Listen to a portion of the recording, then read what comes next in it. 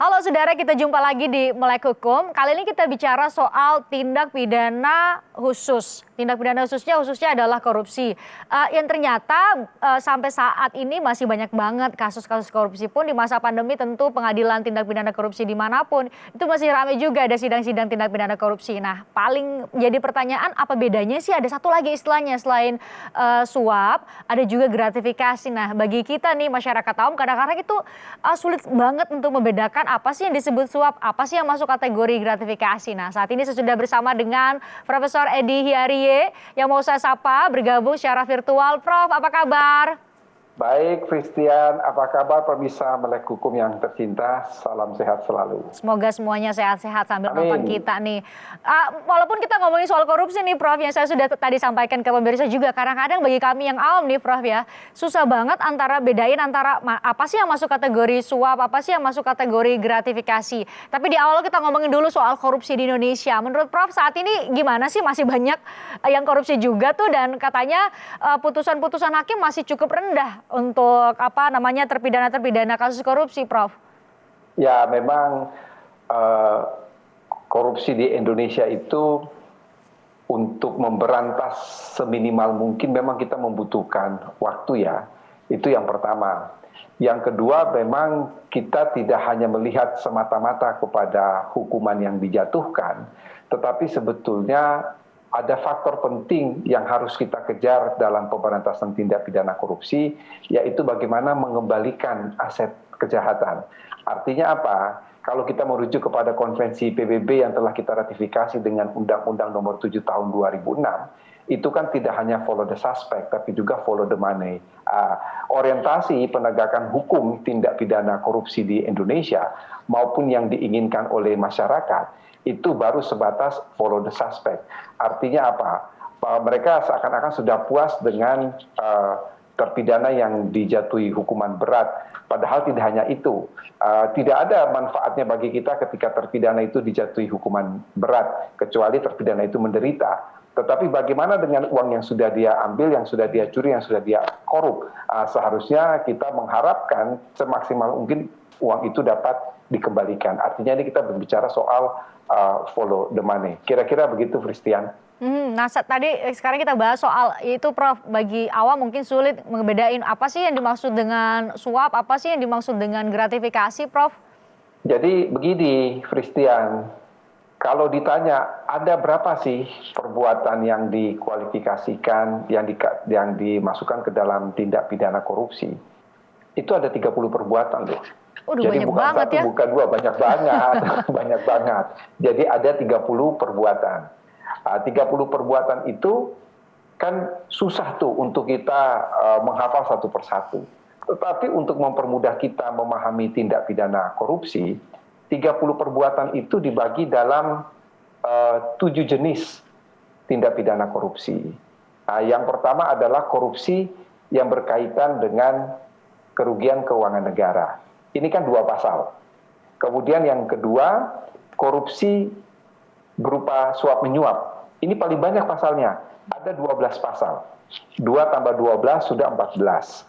Lalu kemudian yang ketiga, korupsi yang berkaitan dengan penggelapan dalam jabatan. Ini ada 5 pasal. 12 ditambah 5 sudah 17 pasal. Kemudian yang keempat, korupsi yang berkaitan dengan pemerasan. Ini ada 3 pasal. 17 ditambah 3 sudah 20 pasal. Kemudian kita lihat ada juga korupsi yang berkaitan dengan perbuatan curang. Dengan perbuatan curang ini ada 6 pasal.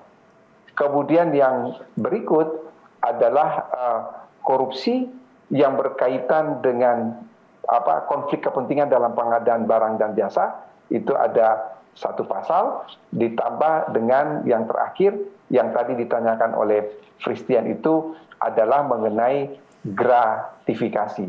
Itu ada 1 pasal. Sehingga kita lihat total 7 jenis itu 30 pasal.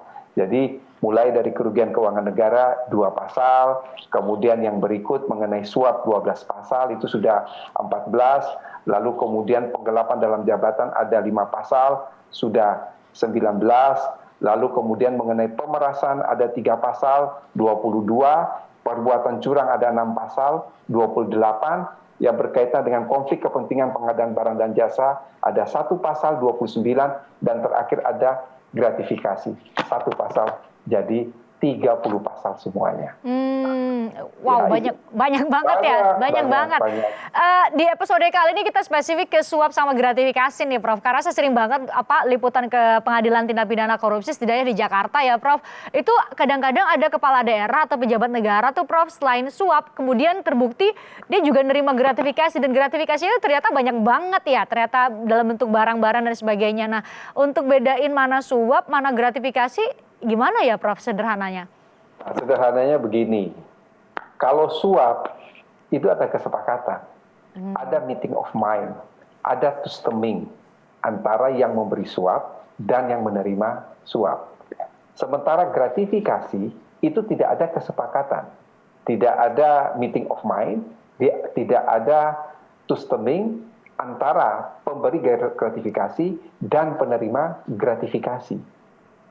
Makanya kalau Christian memperhatikan, pasal tentang gratifikasi itu bunyinya begini.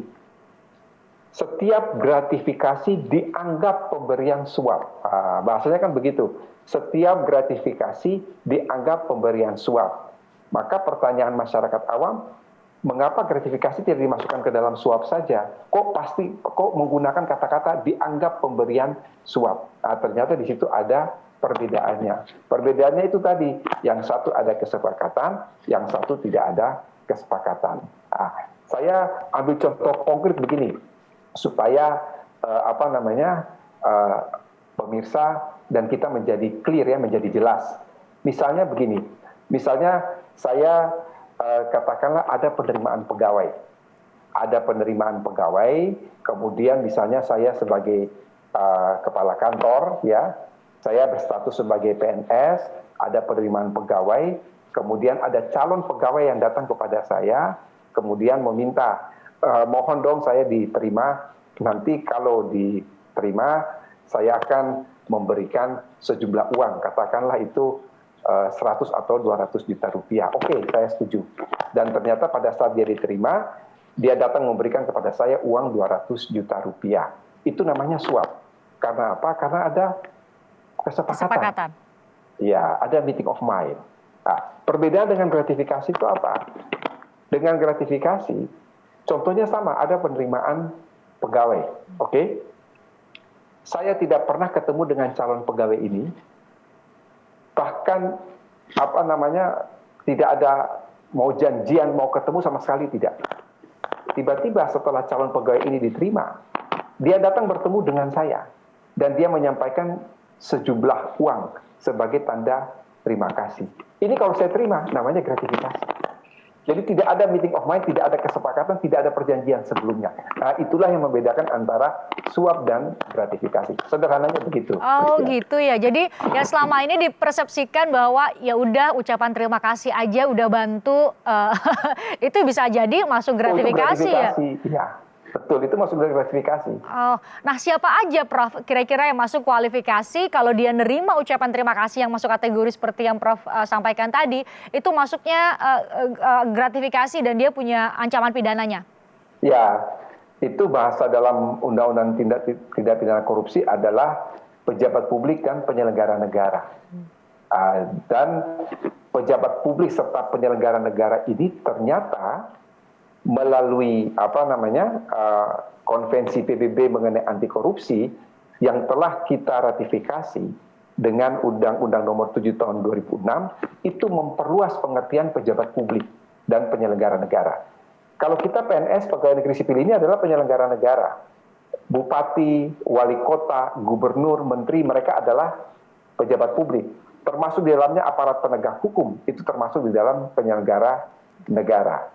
Tetapi di dalam konvensi PBB mengenai anti korupsi tadi saya katakan bahwa pengertian pejabat publik atau penyelenggara itu diperluas.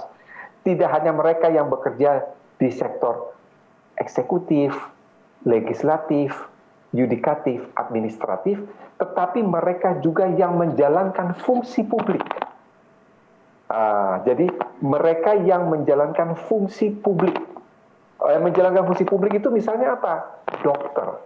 Dokter dia melayani atau mengobati orang sakit. Kesehatan ini adalah fungsi publik. Lalu siapa lagi? Guru, dosen.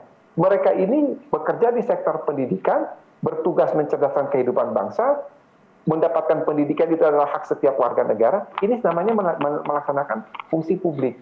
Jadi menurut Konvensi PBB mengenai anti korupsi ini, ada perluasan istilah pejabat publik maupun penyelenggara negara. Jadi kita harus ekstra hati-hati dalam menerima apapun. Nah, harus ekstra hati-hati karena ternyata belakangan tuh yang masuk kategori fungsi publik itu banyak banget ya, guru, dosen, dokter yang selama ini di masyarakat kita, Prof. Biasa banget namanya orang tua murid, ya orang tua mahasiswa karena dia udah berterima kasih begitu, anaknya udah dilulusin, udah diajarin, dibuat pinter, mau ngasih ucapan terima kasih, ternyata itu masuk juga dalam kategori gratifikasi ya, Prof. Kita bahas lebih lanjut lagi supaya clear kepada penonton Melek Hukum apa sih bedanya, jangan sampai kemudian masuk kategori gratifikasi apalagi jenis tindak pidana korupsi yang lain. Silakan buat Anda yang punya pertanyaan, silakan mention ke media sosial Melek Hukum, kirim email juga bisa, nyampein lewat nomor handphone yang sudah kami cantumin di layar juga bisa. Kita bahas selanjutnya sesaat lagi.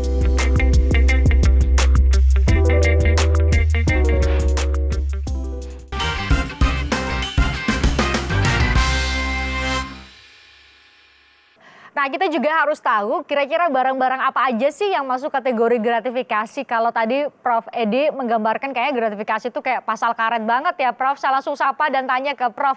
Prof, ada kategorinya nggak? Misalnya kan kadang-kadang ibu-ibu dari murid misalnya ya, karena gurunya udah ngajarin anaknya ya udah ngasih kue, ngasih tas. Biasanya lah di kultur kita seperti itu ucapan terima kasihnya. Ada batasannya nggak sih, Prof?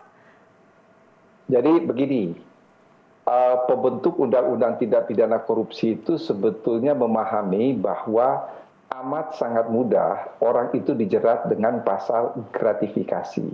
Karena gratifikasi itu tidak mesti berupa uang, bisa berupa barang, voucher, diskon, dan lain sebagainya. Karena pembentuk undang-undang itu sangat paham bahwa orang sangat mudah untuk dijerat dengan gratifikasi, oleh karena itu gratifikasi ini adalah satu-satunya pasal dalam Undang-Undang Tindak Pidana Korupsi yang ada alasan penghapus penuntutan pidana. Jadi, apa alasan penghapus penuntutan pidananya? Ketika seseorang menerima sesuatu, dalam konteks dia sebagai penyelenggara negara atau pejabat publik, atau tadi mereka yang melaksanakan fungsi publik, dia diberi waktu 30 hari untuk memberitahukan kepada Komisi Pemberantasan Korupsi. Kalau dia memberitahukan dalam jangka waktu 30 hari kepada Komisi Pemberantasan Korupsi, maka dia tidak bisa dijerat sebagai penerima gratifikasi. Yang bisa dijerat itu apabila telah melampaui batas 30 hari dan dia tidak melaporkan kepada Komisi Pemberantasan Korupsi. Lalu kemudian setelah dia memberi kepada Komisi Pemberantasan, melapor kepada Komisi Pemberantasan Korupsi, KPK yang kemudian akan menentukan apakah pemberian itu termasuk gratifikasi yang dianggap suap ataukah tidak. Kalau pemberian tersebut dianggap sebagai gratifikasi yang termasuk suap, maka kemudian barangnya itu akan disita oleh KPK dan kemudian akan dilelang. Tetapi sebaliknya, kalau pemberian itu dinilai oleh KPK gratifikasi yang bukan suap, maka akan dikembalikan kepada si penerimanya. Itu yang menarik adalah kita lihat ya, mungkin pemirsa Melek Hukum maupun teman-teman pernah melihat Presiden Joko Widodo pernah menebus CD Metallica ya, yang kemudian itu jadi Presiden Joko Widodo mendapatkan CD Metallica dari penyanyi aslinya, kemudian Presiden melaporkan kepada Komisi Pemberantasan Korupsi, KPK menentukan ini adalah gratifikasi yang dianggap sebagai pemberian suap. Maka barang itu kemudian disita. Padahal di satu sisi, Presiden Joko Widodo ini ingin mendapatkan CD tersebut. Akhirnya apa yang dilakukan oleh Presiden? Yang dilakukan oleh Presiden adalah menebus CD itu senilai 10 juta rupiah, diberikan kepada KPK, itu dimasukkan ke kas negara, lalu CD Metallica itu diberikan kepada Presiden Joko Widodo. Di sini saya kira ada satu contoh yang paling baik, bahkan ini sekaligus ya, pertanyaan Christian ini sangat menarik. Ini adalah bentuk satu sosialisasi bahwa Direktorat Gratifikasi di Komisi Pemberantasan Korupsi itu menunjukkan keberhasilan yang amat sangat luar biasa. Yang ini mungkin jarang diekspos atau jarang dipublikasikan. Tahun 2017 ya, jumlah pelapor gratifikasi itu masih minim. Dan nilai rupiah yang kemudian dihasilkan itu masih miliaran rupiah. Tetapi sepanjang tahun 2018-2019, itu pelaporan gratifikasi itu lebih dari 3.000 kasus. Dan tahu berapa uang, berapa nilai nominalnya, itu bisa mencapai sampai kurang lebih 200 miliar rupiah. Jadi sebetulnya KPK itu sangat luar biasa dalam persoalan pencegahan gratifikasi ini. Di satu sisi, ini menunjukkan keberhasilan KPK, tetapi di sisi lain, ini memperlihatkan kesadaran penyelenggara negara maupun pejabat publik, maupun mereka yang bekerja di sektor publik untuk mentaati Undang-Undang Pemberantasan Tindak Pidana Korupsi. Bahkan kalau Christian perhatikan, tahun lalu, surat kabar harian Kompas pada halaman belakang, pada halaman sosok, itu pernah menampilkan seorang petugas KUA ya, petugas di KUA, kalau saya tidak salah di Klaten, kalau saya tidak salah ingat di Klaten, yang dia itu selalu melaporkan kepada KPK kalau dia menikahkan orang, kemudian dia diberi uang, selalu dia laporkan itu kepada KPK.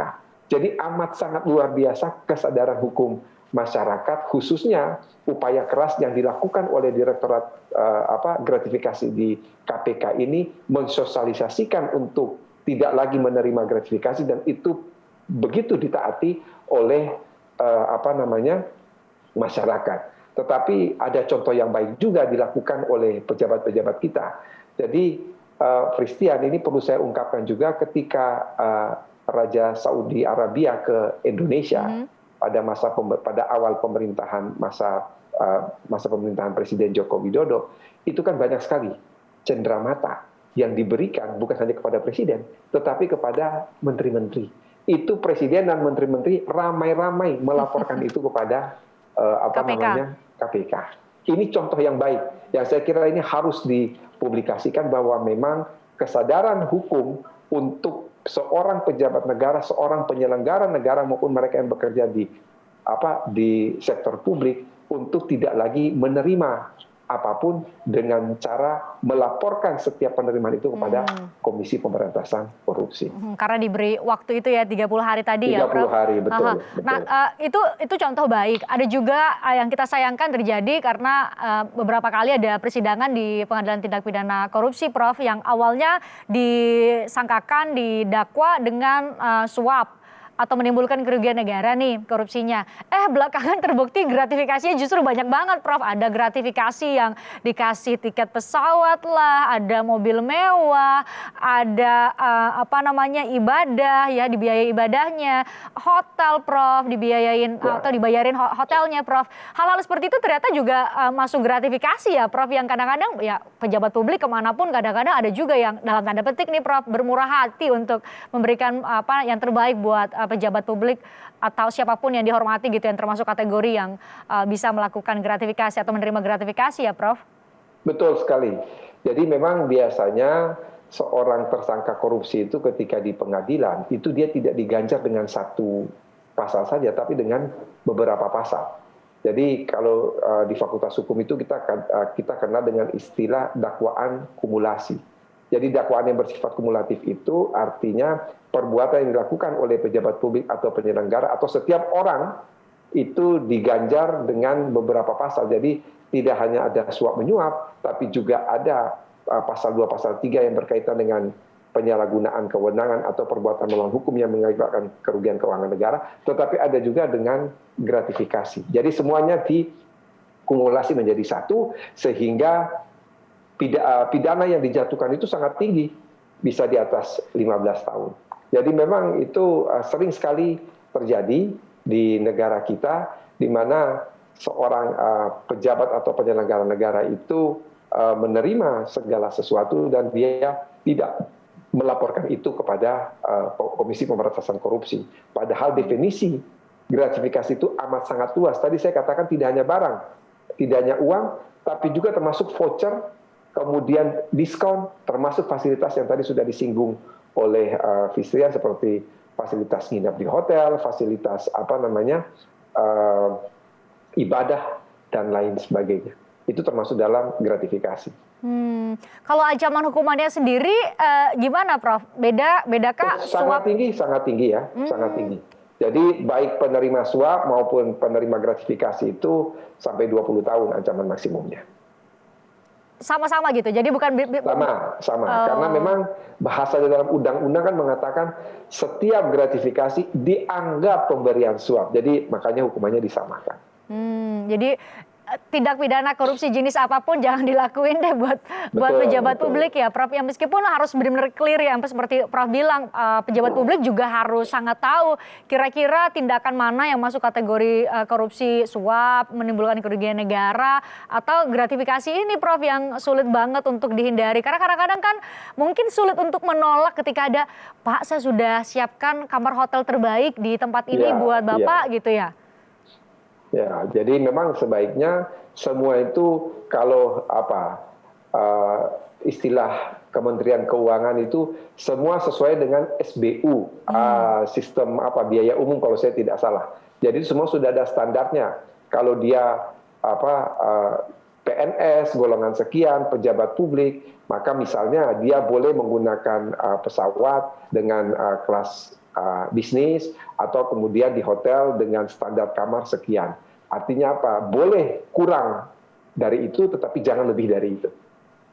Sudah ada SBU ya, istilahnya itu kalau saya tidak salah SBU, standar biaya umum, itu sudah ada peraturan itu di Kementerian Keuangan.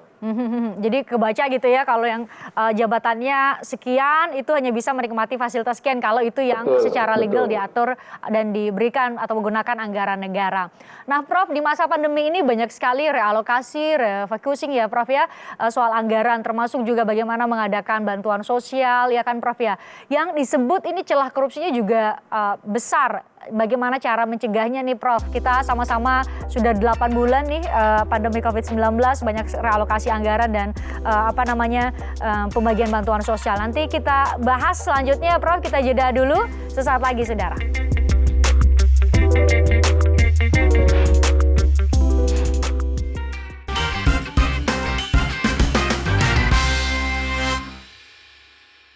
Kembali bersama kami di Melek Hukum, sama si ngobrol dengan Prof. Edi Hiarie bicara soal korupsi. Sekarang spesifik kita lihat, kita sapa kembali, Prof. Kita lihat, Prof, banyak sekali realokasi, refocusing, banyak sekali istilah ekonominya ya, Prof. Distribusi bantuan sosial itu juga disebut-sebut rawan sekali terjadi tindak pidana korupsi. Apa saja sih, Prof, jenis tindak pidana korupsi yang rawan patut kita waspadai bersama kalau di situasi saat ini? Ya, kalau kita kembali kepada 7 jenis korupsi ya, sebetulnya yang sangat kita khawatirkan dari kucuran dana yang begitu besar, termasuk bantuan langsung tunai, kemudian dana stimulus terhadap orang-orang yang membutuhkan, termasuk dana penanganan COVID-19 ini, sebetulnya yang paling harus kita waspadai adalah korupsi yang berkaitan dengan kerugian keuangan negara. Dan khususnya bagi mereka yang memiliki otoritas, yang memiliki kewenangan untuk mendistribusikan anggaran tersebut, ini berkaitan dengan pasal 3 Undang-Undang Pemberantasan Tindak Pidana Korupsi, yaitu penyalahgunaan kewenangan, kesempatan, sarana yang ada padanya yang dapat merugikan keuangan negara. Oleh karena itu, harus ada ekstra kerja, baik dari kepolisian, kejaksaan, dan terlebih Komisi Pemberantasan Korupsi, untuk melakukan pengawasan secara ketat terhadap para pejabat atau mereka yang diberi otoritas, yang diberi kewenangan untuk mendistribusikan bantuan tersebut sehingga tidak ada penyalahgunaan kewenangan dan lain sebagainya. Apa yang diperlukan? Yang diperlukan pertama dan utama itu yang selalu saya katakan adalah persoalan akurasi data. Jadi akurasi data ini menjadi penting sehingga satu, jangan sampai ada orang yang berhak menerima tetapi tidak menerima, dan yang kedua, jangan sampai seseorang itu menerima berkali-kali. Ini yang penting adalah persoalan akurasi data. Yang kedua, kalau data itu sudah akurat, harus dipastikan bahwa nilai nominal yang dibagikan itu sesuai dengan anggaran yang ada. Jadi artinya ketika misalnya katakanlah BLT itu Rp600.000, ya sudah harus dipastikan Rp600.000 itu sampai ke tangan mereka yang berhak menerima. Jangan disunat, jangan didiskon dari Rp600.000 hanya Rp500.000. Kelihatannya sedikit, hanya Rp100.000, tetapi kalau dikalikan dengan berapa orang itu bisa ratusan Besar juga, betul. miliar, amat sangat besar. Ini harus ekstra hati-hati. Termasuk juga ini yang harus saya sampaikan ya,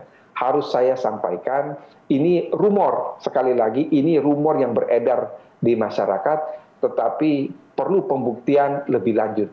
Karena saya latar belakang hukum pidana, berbicara tuh harus hati-hati juga, jangan sampai kita dituduh memfitnah dan lain sebagainya. Ini kan ada rumor yang beredar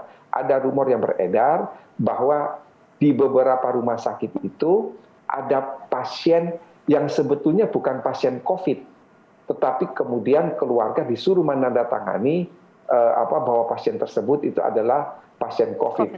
Sebab kalau begitu ditandatangani dia adalah pasien COVID, kan pasti ada anggaran yang dikucurkan. Padahal orang ini bukan pasien COVID. Ini kemudian menjadi pertanyaan. Lalu dana yang diperuntukkan untuk pasien COVID, padahal orang ini bukan pasien COVID, itu dikemanakan? Ini adalah modus. Ini modus untuk korupsi.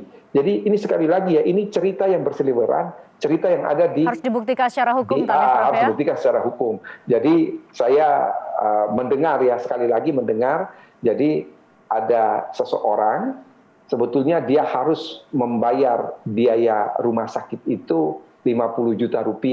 Tapi oleh pihak rumah sakit disuruh, bukan disuruh, tapi ditawari. Gimana? Ini 50 juta, Anda mau bayar atau bagaimana?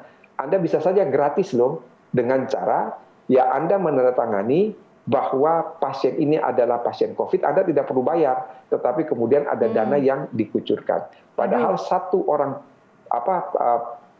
pasien COVID itu kan dananya lebih dari Rp50 juta. Sekali lagi ini adalah modus operandi. Jadi ya orang selalu mencari kesempatan dalam kesempitan, karena itu memang harus ada pengawasan ketat, ekstra ketat terhadap mereka yang memiliki otoritas untuk menggunakan anggaran yang amat sangat luar biasa besarnya. Ini luar biasa ya, Prof. Jangan sampai terjadi sih sebenarnya, karena Prof bilang tadi masih rumor dan butuh dibuktikan secara hukum, jangan sampai terjadi. Tapi kalau kita perhatikan setidaknya di Kompas TV juga sangat-sangat masif memberitakan ini, Prof. Ada beberapa kasus tindak pidana korupsi yang tetap berjalan proses penyelidikan, penyidikan, bahkan mau masuk ke tahapan persidangan.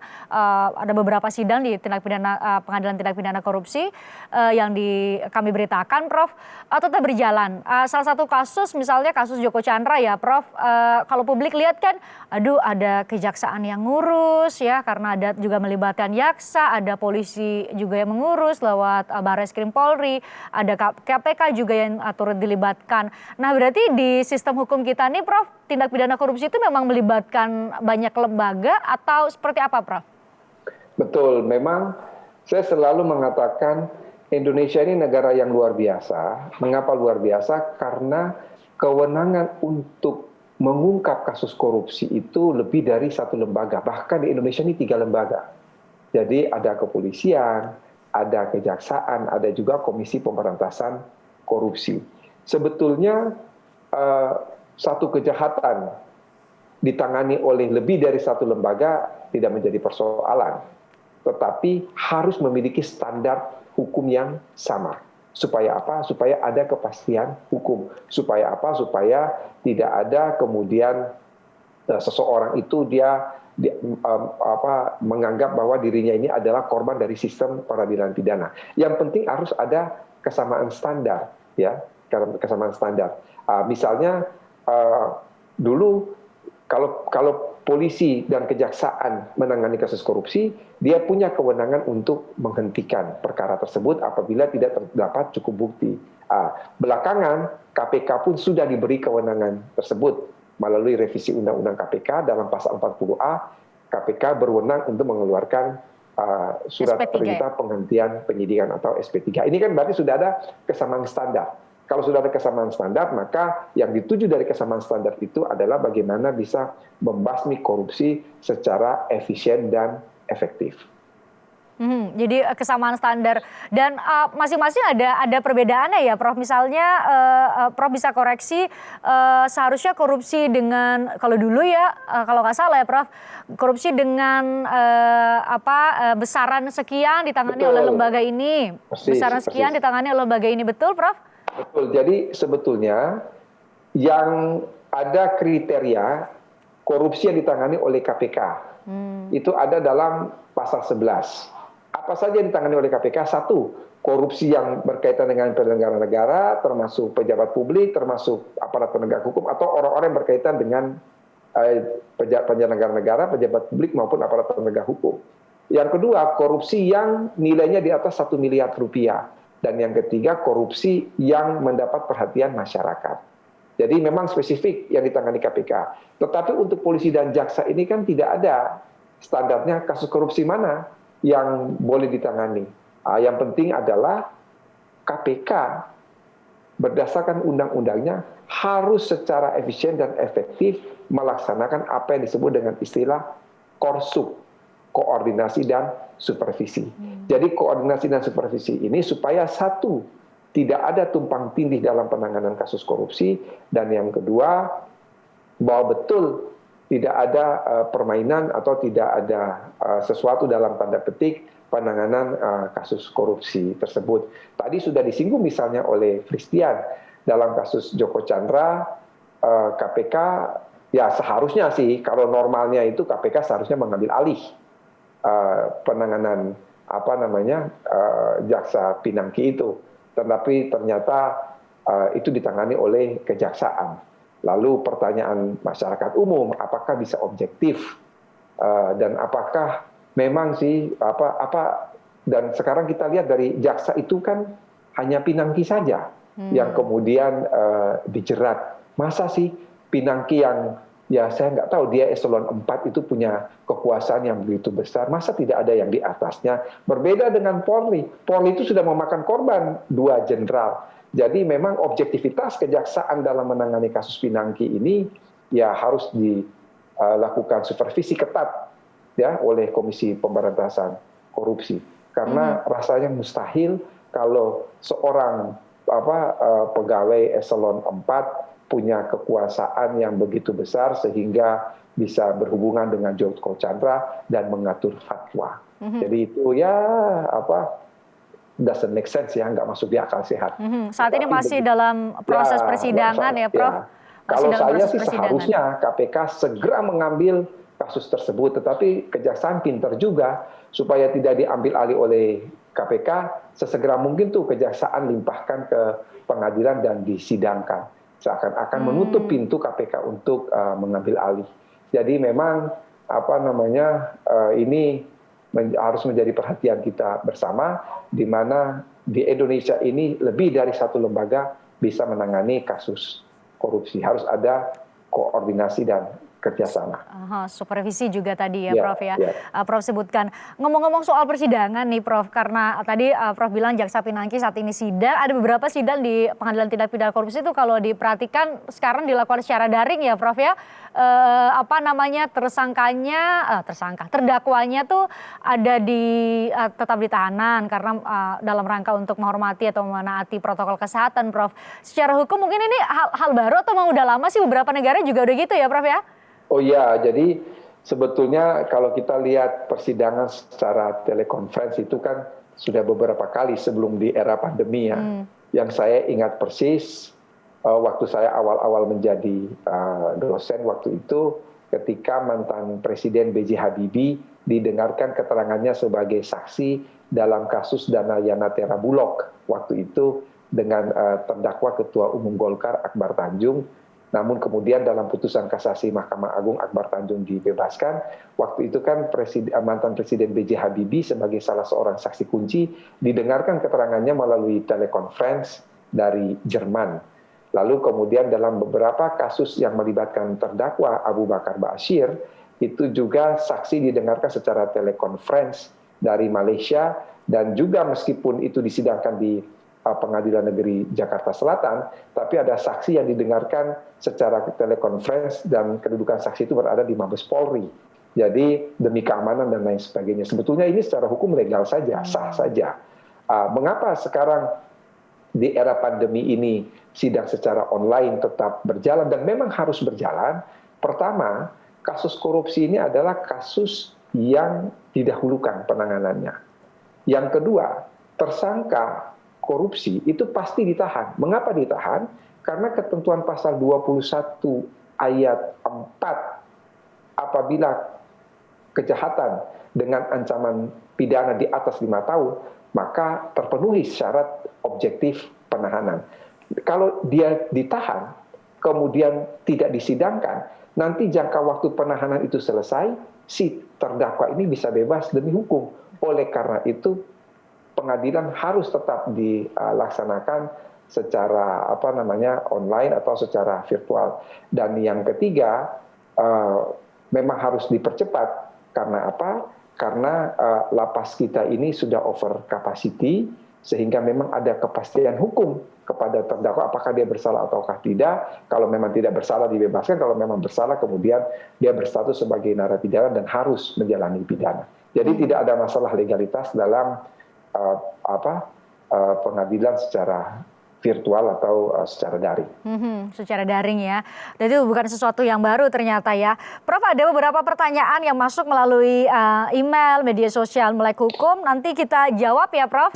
Nanti usai jeda, saya ajak juga pemirsa Melek Hukum untuk menyampaikan pertanyaan, saran lewat media sosial, lewat email maupun nomor telepon yang sudah kami cantumkan di layar. Silakan dicatat, nanti disampaikan pertanyaan maupun saran Anda. Sesaat lagi kami bahas lengkapnya.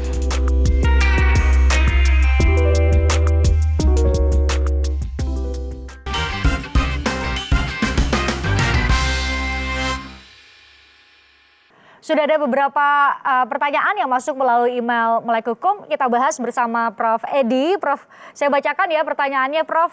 Ini ada dari Dita Apriani. Katanya, aku bekerja di salah satu perusahaan swasta yang menyediakan sebuah produk. Aku punya teman PNS yang dekat dengan aku katanya. Dia meminjam uang ke saya senilai 7 juta dengan janji dikembalikan 1 bulan kemudian Prof. Sedangkan saat ini aku dalam posisi menawarkan produk ke kantornya dan dia termasuk salah satu PNS yang dapat merekomendasikan produk. Walaupun keputusannya bukan di beliau. Jika saya meminjamkan uang sesuai permintaannya, apakah saya melanggar hukum gratifikasi, Prof? Ada konflik of interest tampaknya ya? Ya, kalau begini, ini dua hal yang berbeda ya dalam pengertian. Kalau pinjam-meminjam uang ini kan adalah hubungan hukum keperdataan, ya. Kecuali kalau orang tersebut meminta uang, bukan pinjaman loh. Kalau dia meminta uang, maka itu bisa masuk dalam suap menyuap.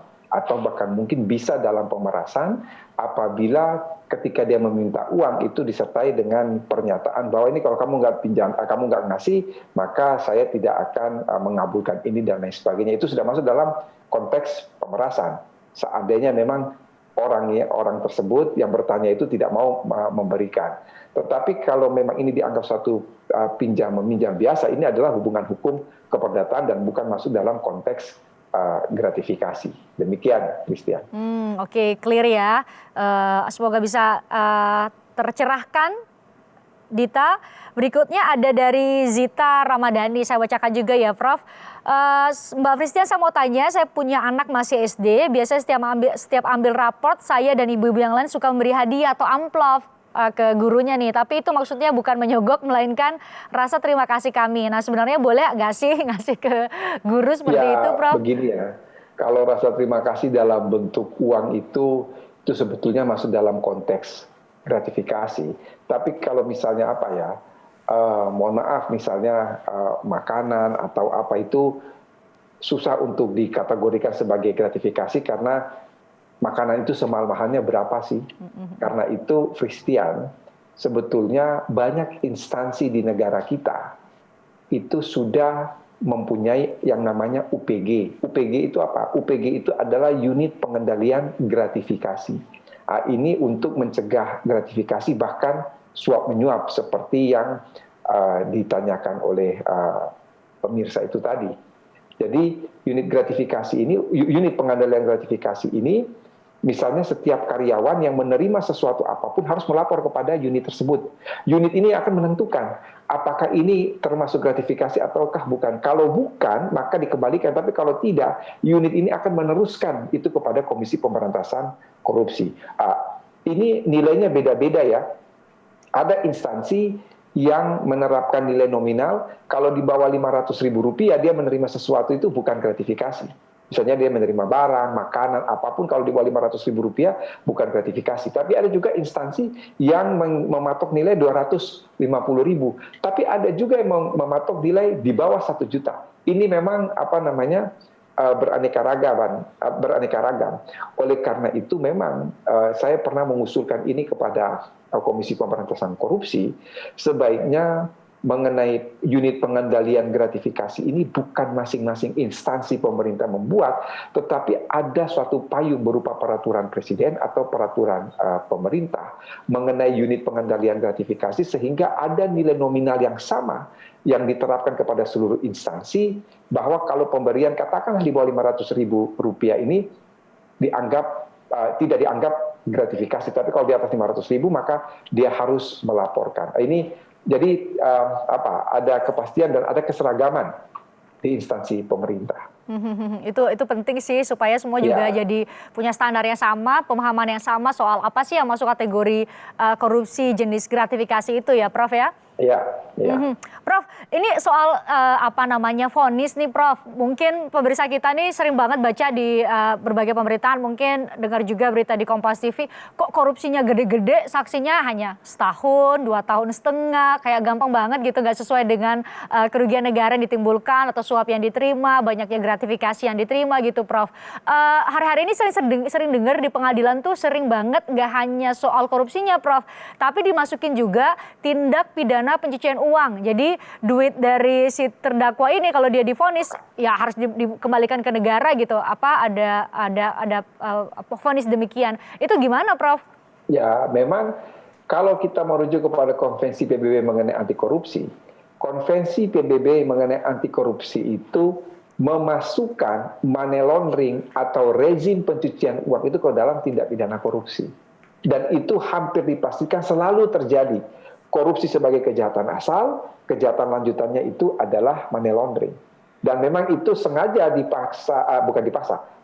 sengaja dipasang oleh penuntut umum dalam dakwaannya, itu dalam rangka follow the money. Jadi betul-betul harta yang diduga sebagai hasil korupsi itu disita supaya bisa dikembalikan kepada kas negara. Dan itu menurut saya sangat setuju dengan formulasi kumulasi antara tindak pidana asal korupsi dan tindak pidana pencucian uang. Karena kembali merujuk kepada Konvensi PBB, dia memasukkan pencucian uang itu ke dalam rezim tindak pidana korupsi. Meskipun belum semua kasus diterapkan seragam demikian ya Prof ya? Betul. Kalau Prof sendiri punya pandangan sebaiknya demikian, Prof, kita mengikuti konvensi itu supaya juga jangan sampai terjadi perbedaan vonis untuk jenis tindak pidana korupsi yang sama gitu? Sebetulnya ada tugas pemerintah dan tugas DPR yang sudah terbengkalai selama 14 tahun ya. Mengapa saya katakan ini tugas pemerintah dan DPR yang terbengkalai selama 14 tahun? Karena ketika kita meratifikasi Undang-Undang Nomor 7 Konvensi PBB tentang anti korupsi dengan Undang-Undang Nomor 7 tahun 2006, sebetulnya waktu itu harus sesegera mungkin pemerintah dan DPR membentuk undang-undang yang menyesuaikan dengan konvensi tersebut. Namun sudah 14 tahun kita meratifikasi konvensi tersebut, tetapi Undang-Undang Pemberantasan Tindak Pidana Korupsi kita ini belum disesuaikan dengan konvensi itu. Jadi seharusnya sesegera mungkin disesuaikan dengan konvensi tersebut. Termasuk di dalamnya, di dalam konvensi itu memasukkan money laundering dalam rejim tindak pidana korupsi.